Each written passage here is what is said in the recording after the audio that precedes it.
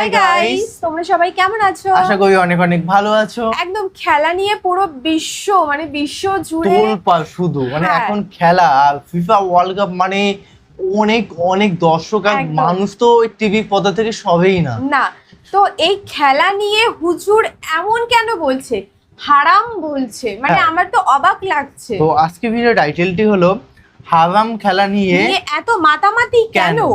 আ- আলোচিত কি আলোচনাটি আলোচনাটি একবার শুনুন। তো মানে সত্যি মানে আবু খেলা- তো মোহাম্মদ আদনান স্যার এমনি যতগুলো টপিকে মানে আমরা যতগুলো টপিকে ভিডিও দেখেছি ওনার কথা অনেক অনেক লজিক্যাল এবং উনি মানুষকে এমনভাবে বোঝায় মনে মনে হয় যে কারোর বোঝার কোনো সমস্যা হতে পারে তেমন না। কিছু হতেই পারে না। তো একটা কথাই বলবো, হুজুর এই বিষয়ে কি বললেন এমন, কারণ এটা ওয়ার্ল্ড কাপ, মানুষ প্রত্যেকটা মানুষের টিভির একটা পর্দায় ওয়েট করে emotion, থাকে। হ্যাঁ, বিশেষ তো- করে বাংলাদেশের কিন্তু হ্যাঁ, সেই হারাম খেলা নিয়ে, এটা হারাম খেলা তার মধ্যে কি আছে এই বিশ্ব world cup, FIFA world cup যাকে বলে, তো সেটাই আজকে দেখবো। চ্যানেল একদম। যদি নতুন হয়ে থাকো চ্যানেলটিকে সাবস্ক্রাইব করে দেবে, পাশে থাকা বেল আইকনটা টান করে বাজিয়ে দেবে, একটা লাইক করে দেবে। তো চলো আজকে ভিডিওটি শুরু করা যাক। হারাম একটা সামান্য একটা হারাম ঠুনকো একটা খেলাকে নিয়ে সারা বিশ্ব কি করতেছে দেখেন নাই? কি ওই- পাগল হয়ে গেছে একেবারে। কি অবস্থা মানুষের মধ্যে, কে খেলে তারও ঠিক নাই, ওই দেশের লোক আমাকে চিনে কিনা তারও ঠিক নাই, নিজের কোনো ব্যক্তিত্ব গায়রত কিছুই নাই। আশ্চর্য একটা জাতি আমরা। কে খেলছে ভাবখানা এমন যে আমরা মনে হয় যুদ্ধ করে কাফেরদের সাথে দিন ইসলাম কায়েম করে ফেলছে, একদম ভাবখানা এমন। অথচ এগুলো তৈরি করা হয় কি জন্যে? যাতে মুসলিম জাতি একদিকে ফোকাস করে থাকে, অন্যদিকে ওরা তাদের উদ্দেশ্য সাধন করবে। এখন সারা ওয়ার্ল্ডের চেহারা একদিকে ফিরাইছে, এদিকে দেখো, এই যে খেলা দেখো, আর বাকি পিছনে যে কাজগুলা ঠিকই করছে ওরা। দেখবে কী কাজ করছে কয়দিন পরে দেখতে পারবে। পাবলিকলি আমি বললাম না, কারণ বললে সব বুঝবেন না আপনারা, আর সব জায়গায় সব কিছু বলতে নাই। ওদের উদ্দেশ্য ওরা কখনো ভুলে যায় নাই। ওরা চাচ্ছে সারা বিশ্বটাকে শাসন করতে এবং মুসলিমদেরকে দমন করতে, এবং আপনাকে খেলতামাশায় ব্যস্ত রেখেছে।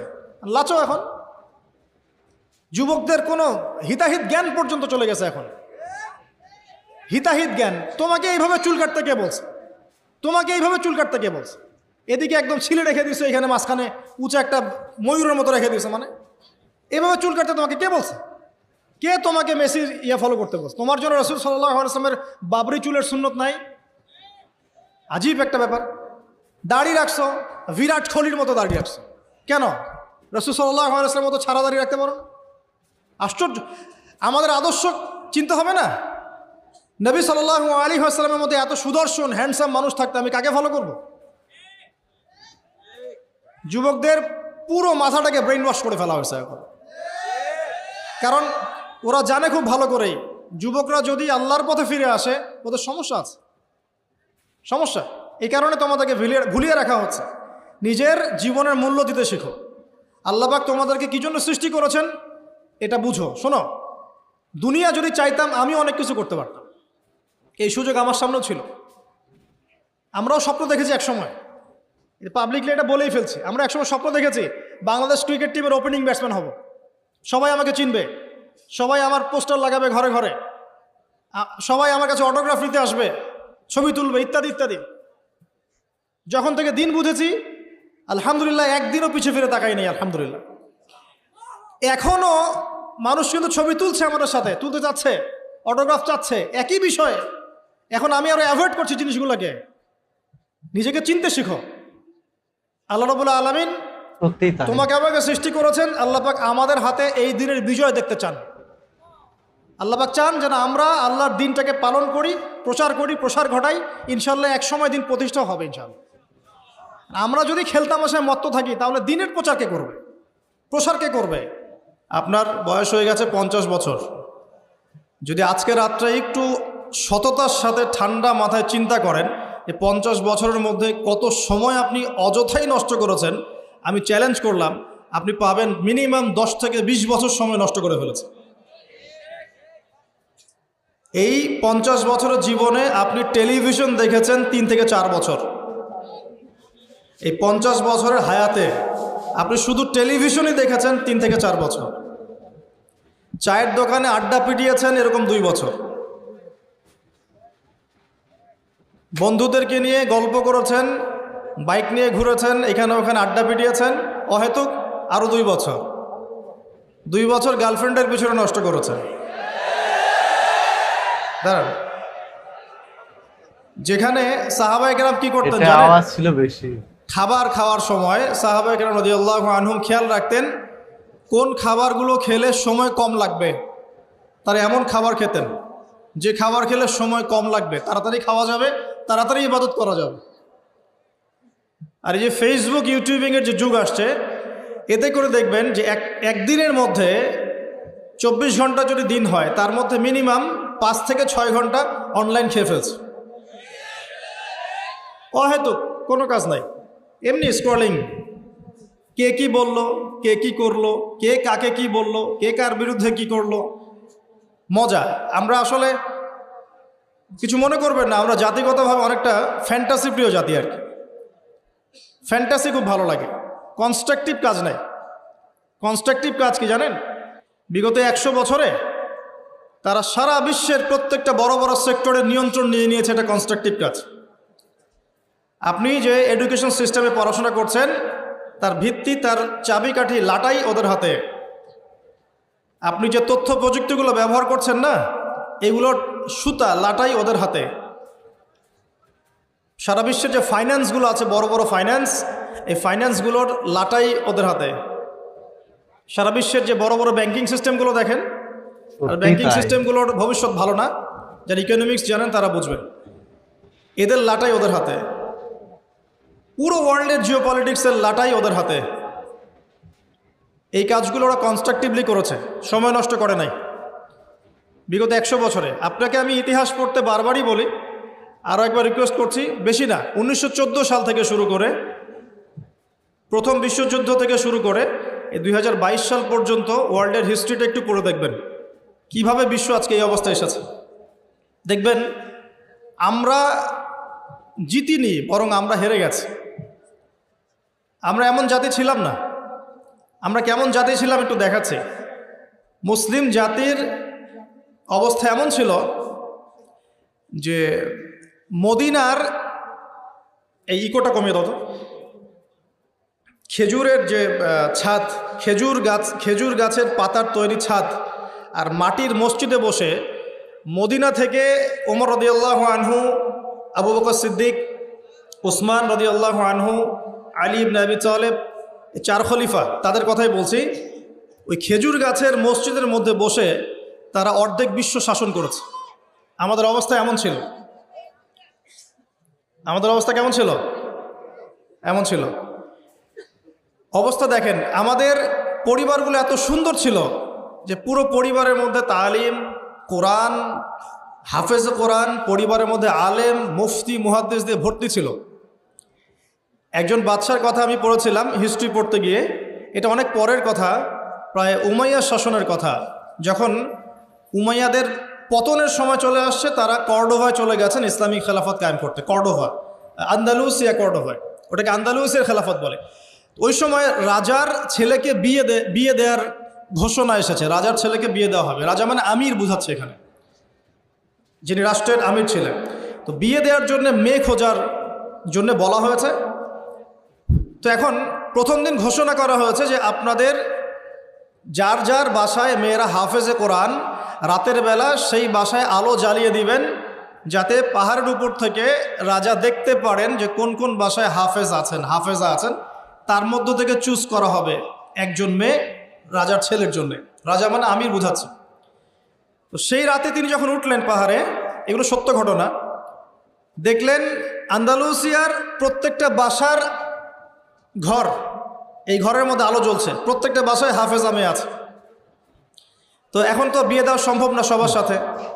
পরের দিন আবার ঘোষণা আসলো যে এই হাফেজা মেয়েদের মধ্যে যারা তাফসির করতে পারে, কোরআনের মুফাসসির, হাফেজ মুফাসসির কিন্তু এক জিনিস না। হাফেজ মানে আপনি মুখস্থ করেছেন কোরআন, মুফাসসির মানে আপনি কোরআন একদম ব্যাখ্যা বিশ্লেষণ সহ আপনি অনুবাদ করতে পারেন, তাফসির করতে পারেন। তো পরের দিনও দেখা গেল সেম চিত্র, সবার ঘরে ঘরে আলো জ্বলছে।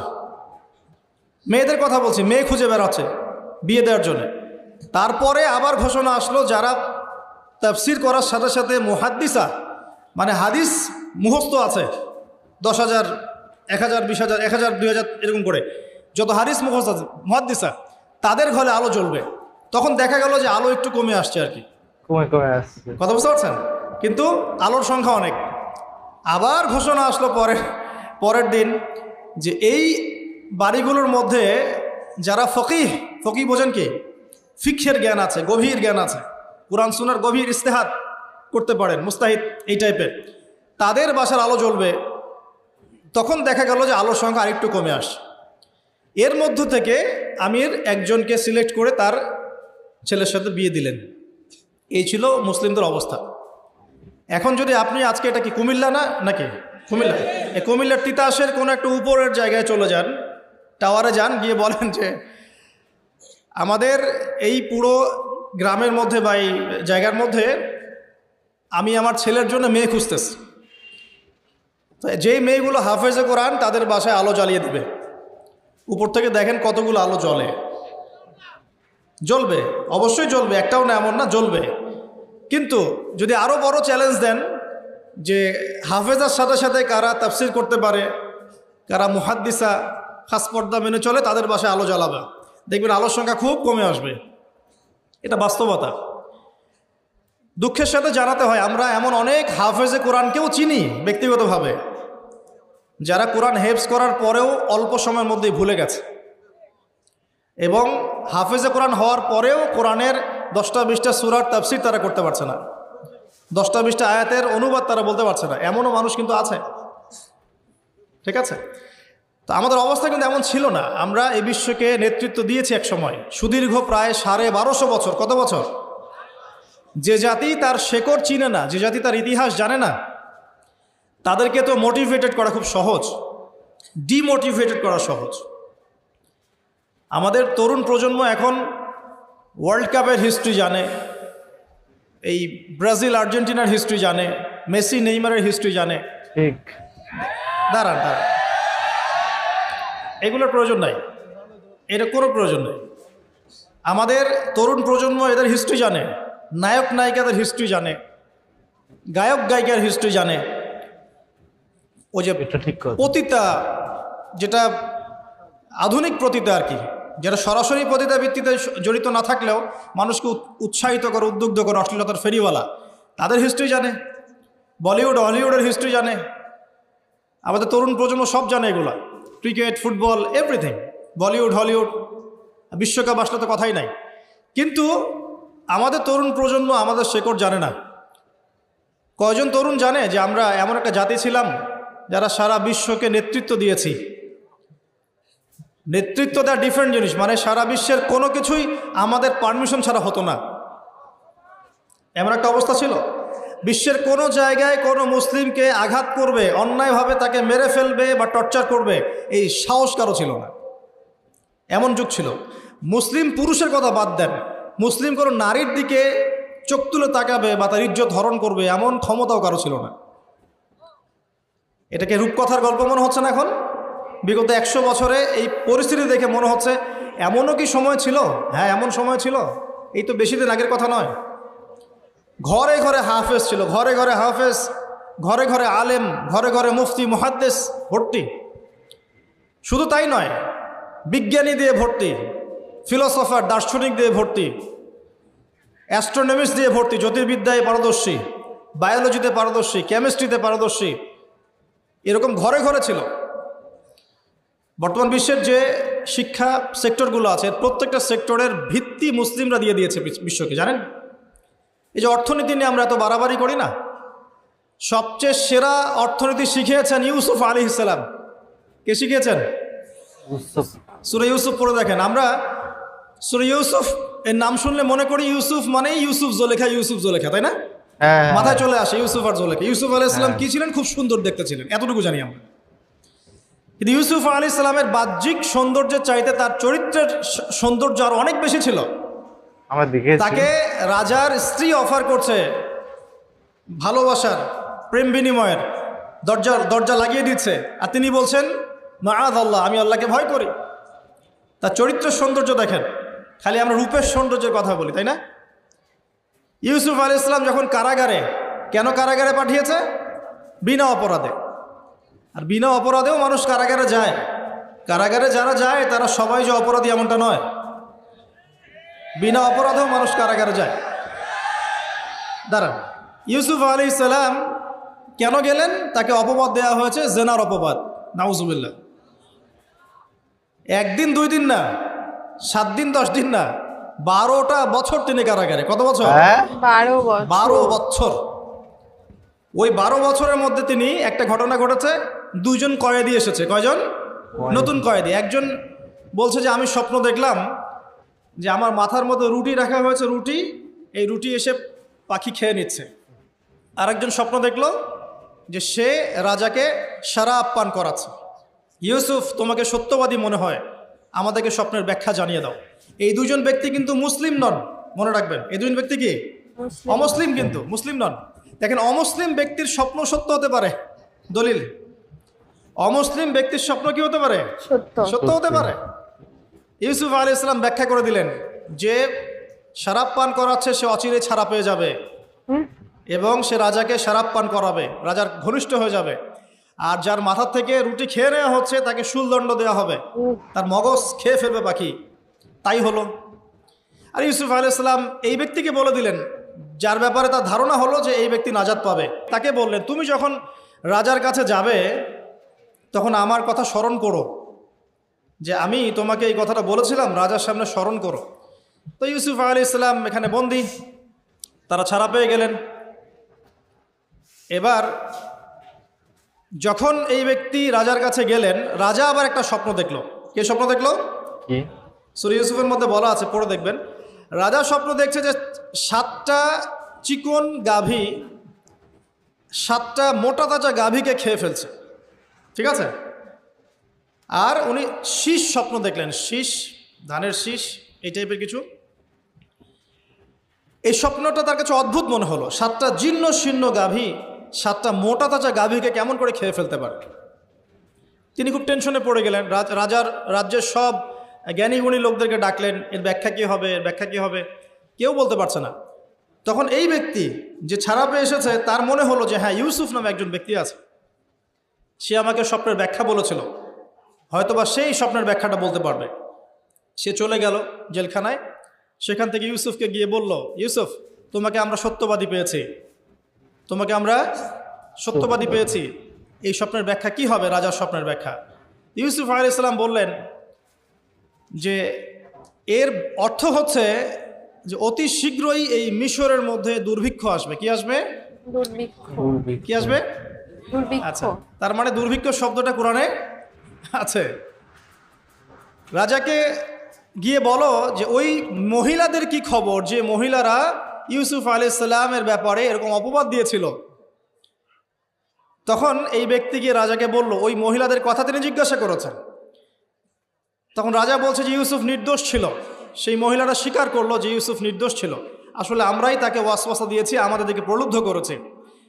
রাজা বলেন তাকে বের করে নিয়ে আসো। ইউসুফ আলাইহিস সালামকে বের করে আনা হলো। আনার পর তাকে বলা হচ্ছে এই স্বপ্নের ব্যাখ্যা কি হবে এবং এর সমাধান কি। ইউসুফ আলাইহিস সালাম বলছেন যে ব্যাখ্যা হচ্ছে এই যে আপনার এই রাজ্যে দুর্ভিক্ষ আসবে, তবে আপনি যদি আমাকে খাদ্য মন্ত্রণালয়ের দায়িত্ব দেন তাহলে এই সমস্যা আমি মোকাবেলা করতে পারবো ইনশাআল্লাহ। আমি বিশ্বস্ত এবং আমার এই বিষয়ে জ্ঞান আছে। কে বলেন এটা? ইউসুফ আলাইহিস সালাম। এবার জেলখানা থেকে আল্লাহ পাকের তাকদীর দেখেন। জেলখানা, কুয়ার মধ্যে ছিলেন, কুয়া, বাবার খুব কাছের সন্তান, তাই না? ইয়াকুব আলাইহিস সালাম খুব কাছের সন্তান। সেখান থেকে ভাইদের ষড়যন্ত্রে কুয়ার মধ্যে, মনে আছে? কুয়া থেকে মিশরের বাজারে ওখানে বিক্রি করে দেয়া হলো, ওখান থেকে রাজপ্রাসাদে, ঠিক আছে? রাজপ্রাসাদে বড় হচ্ছেন। এরপর এই যে মেয়েদের ঘটনা, তারপর জেনার মিথ্যা অপবাদ, 12 বছর কারাগারে। তারপর সেখান থেকে আল্লাহ রাব্বুল আলামিন বের করে নিয়ে আসলেন কোথায়? মিশরের খাদ্যমন্ত্রী। তাকদীর, ভাগ্য। কিভাবে বুঝাবো আল্লাহ পাকের পরিকল্পনা কত বিশাল। যখন ইউসুফ আলাইহিস সালাম জেলখানায়, তখন কি কেউ ভেবেছিল যে এই ব্যক্তির দ্বারা মিশরের লক্ষ লক্ষ মানুষের দুর্ভিক্ষের কবল থেকে সে বাঁচবে? এই ব্যক্তির দ্বারাই? কেউ ভাবে নাই। আল্লাহ পাক লিখে রেখেছিলেন। এ কারণেই একটা রিকোয়েস্ট করবো এখানে যে জীবনে চড়াই উতরে আসবে আপনার আমার সবারই, কোনো অবস্থায় আল্লাহর প্রতি ভরসা হারাবেন না ইনশাআল্লাহ। আল্লাহ রাব্বুল আলামিন আপনার ব্যাপারে পরিকল্পনা করে রেখেছেন। আপনার মনের মধ্যে যদি সততা থাকে, অনেস্ট একটা মন থাকে, ইনশাআল্লাহ আপনি দুনিয়াতেও সফল হবেন, পরকালে সফল হবেন ইনশাআল্লাহ। এবং আপনি যদি সৎ হন, মনের থেকে যদি আপনি সৎ হন, আল্লাহর কাছে আপনি সৎ হন, সারা দুনিয়া মিলে আপনার কোনো ক্ষতি করতে পারবে না ইনশাআল্লাহ। আর আপনি যদি অসৎ হন, মনের মধ্যে অসততা থাকে, দুনিয়ার মানুষ বাহবা দিলেও একদিন ধরা খাবেন ইনশাআল্লাহ।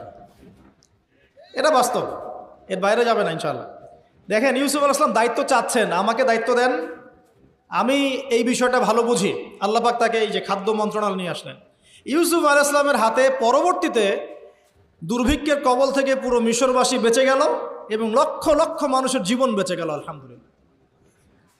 তাহলে অর্থনীতির মূল মন্ত্র শিক্ষা পেলাম না? কোরআনে আছে না? এখনো সামনে আমরা এই শব্দগুলো শুনতে পারছি না? সমাধান পেতে হলে কোরআনে আসতে হবে। যদি সমাধান পেতে চান, কোরআনে আসতে হবে। যদি না আসেন, এটা আপনার ইখতিয়ার, পরবর্তীতে ফলাফল আমাদেরকে ভোগ করতে হবে। আল্লাহ পাক আমাদের সবাইকে কোরআন এবং সুন্নাহ মাফিক জীবন গড়ার তৌফিক দান করুন। বাহ বাহ বাহ বাহ, অসাধারণ ভিডিও। অ্যাকচুয়ালি অজুয়ের কথা অনেক লজিক ছিল এবং সত্যিই বাস্তবতা। একটা যদি আমরা জিনিসটা যদি ভেবে দেখি, এই যে মেসি, রোনাল্ডো বা বিভিন্ন নেইমার, তাদের কিন্তু আমাদের সঙ্গে কোনো লিঙ্ক নেই, মানে আমাদের কান্ট্রির সঙ্গে বা আমাদের কান্ট্রি হয়ে খেলছে। এরা কিন্তু অ্যাকচুয়ালি আমাদের সঙ্গে মানে কান্ট্রি হয়ে খেলছে না। তো হুজুরের কথাগুলো প্লিজ তোমার কমেন্টে জানাও যে একমত কিনা, এবং তোমাদের মতামতগুলো প্লিজ কমেন্টে জানাও। মানে তোমাদের কেমন লাগলো শুনে বুঝে অবশ্যই কমেন্ট করে জানাবে। ভালো লাগলে ভালোটাও জানাবে, খারাপ লাগলে খারাপটাও জানাবে। হুজুরের কথাবার্তা বা কথা কি বুঝলে, হুজুর কি এটা ঠিকই বলেছে কিনা প্লিজ কমেন্টে জানাও, কারণ তোমাদের কমেন্ট থেকে আমরা বুঝতে পারি যে তোমাদের মানে মনের ইচ্ছা, মনের যে ফিলিংসটা সেটাই বুঝতে পারি কমেন্টের দ্বারাই। সবাইকে অনুরোধ, প্লিজ কমেন্টে জানিয়ে দিও তোমাদের মতামত। হ্যাঁ, আর নেক্সট কি ধরনের ভিডিও দেখতে চাইছো সেটাও প্লিজ কমেন্ট বক্সে জানাবে কিন্তু। তো চলো গাইস, নতুন একটা ফ্রেশ ভিডিওতে দেখা হবে। আর চ্যানেলে অনেক সুন্দর সুন্দর ভিডিও আপলোড করা আছে শুধুমাত্র তোমাদের রিকোয়েস্ট অনুযায়ী কিন্তু। একদম। তো চলো guys, bye bye, take care.